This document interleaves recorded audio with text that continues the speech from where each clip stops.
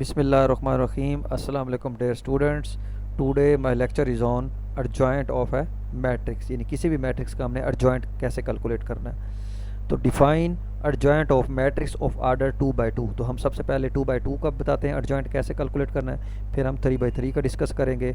तो अगर 3 by 3 का इन जनरल फार्मूला अगर आप याद कर लें तो उसी मेथड से ये 2 by 2 का भी कैलकुलेट हो जाता है। लेकिन 2 by 2 का ज़रा आसान है, हम डायरेक्ट भी बता सकते हैं, लेकिन 3 by 3 का हमें कैलकुलेट करना पड़ता है। तो adjoint of the matrix of order 2 by 2।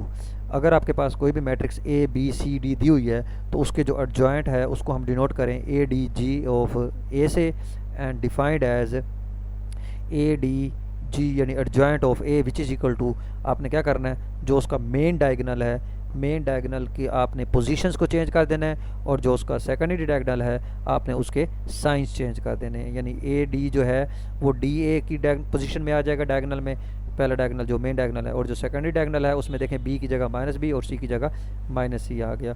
तो ये उसका adjoint कैलकुलेट हो गया। जैसे फॉर एग्जांपल अगर आपके पास A11 A12 A21 A22 है तो इसका अगर adjoint कैलकुलेट करेंगे तो वो क्या हो जाएगा, वो A11 A22 जो है ये इंटरचेंज हो जाएंगे डायगोनल्स के अंदर ही, और जो A12 और A21 है इनके साइंस चेंज हो जाएंगे। तो ये 2 by 2 का adjoint कैलकुलेट हो जाएगा।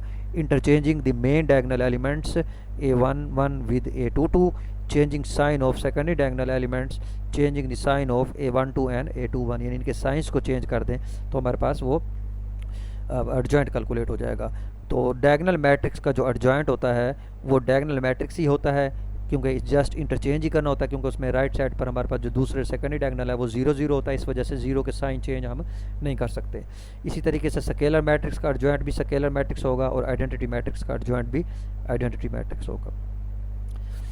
इसी तरीके से अब adjoint of matrix of order n greater than equal to 3, यानी 3 या 3 से अगर ज़्यादा आर्डर आ जाए तो हम उसका adjoint कैसे कैलकुलेट करेंगे।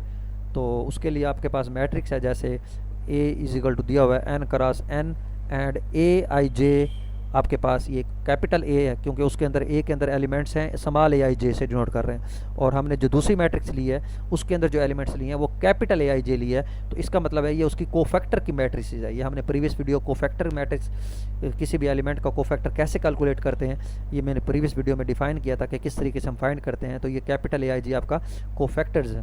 तो then adjoint of A is adjoint of A which is equal to cofactor matrix का ट्रांसपोज, यानी adjoint किसी भी मैट्रिक्स का ट्रांसपोज adjoint कैलकुलेट करना है तो आप पहले उसकी कोफैक्टर मैट्रिक्स फाइंड करें, यानी उसके हर एलिमेंट का कोफैक्टर फाइंड करें, तो फिर उसको क्या ले लें, ट्रांसपोज। फॉर एग्जांपल अगर आपके पास A11 A12 A13 A21 A22 A23 A31 A32 A33 matrix है, तो आप अगर इसका adjoint कैलकुलेट करेंगे तो आपने क्या किया, हर एलिमेंट का आपने कोफैक्टर फाइंड किया, यानी कैपिटल A11 कैपिटल A12 हो गया, और फिर उसका देन क्या ले लें, ट्रांसपोज। तो ये आपके पास क्या आ जाएगा, उस मैट्रिक्स का ट्रांसपोज आ जाएगा।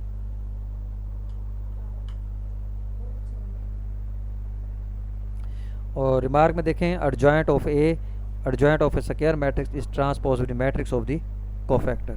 Thank you very much.